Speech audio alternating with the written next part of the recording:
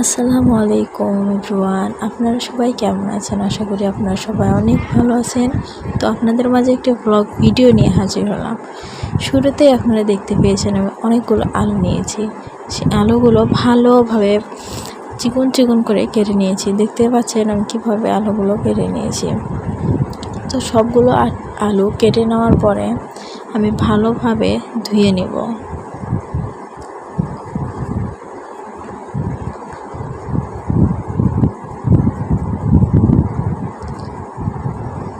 কোনোভাবে আলুতে ময়লা রাখা যাবে না, যতক্ষণ না ভালো স্বচ্ছ পানি বের হচ্ছে ততক্ষণ পর্যন্ত আমি আলুগুলো ধুয়ে নেব। প্রায় অনেক কয়বার আমি আলুগুলো ভালোভাবে ধুয়ে নিয়েছি। নেওয়ার পরে একটা পাতিলে কিছুটা আলু নিয়ে তাতে মরিচ, হলুদ এবং কিছুটা লবণ দিয়ে হালকা একটু পানি দিয়ে একটু সিদ্ধ করে নেব। আলুগুলো বেশি সিদ্ধ করাও যাবে না, বেশি সিদ্ধ করলে আলুগুলো ভেঙে যাবে। তাই হালকা একটু পানি দিয়ে একটু সিদ্ধ করে নেব। তো আপনারা দেখতেই পাচ্ছেন কতটুকু পানি দেওয়া হয়েছে আলুতে।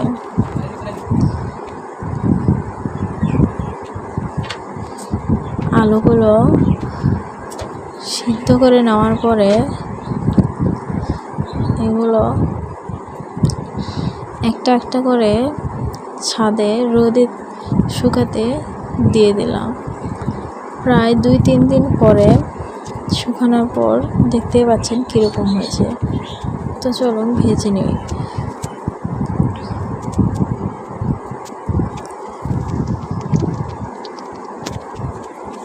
তো আপনারা সবাই দেখতেই পাচ্ছেন কত সুন্দর আলুগুলো তেলে দেওয়া মাত্রই ফুলে উঠছে। আর খেতেও কিন্তু মাশাআল্লাহ অনেক সুন্দর হয়েছিল। আজকের মতো এই পর্যন্ত। আপনারা সবাই ভালো থাকবেন, সুস্থ থাকবেন। আল্লাহ হাফেজ।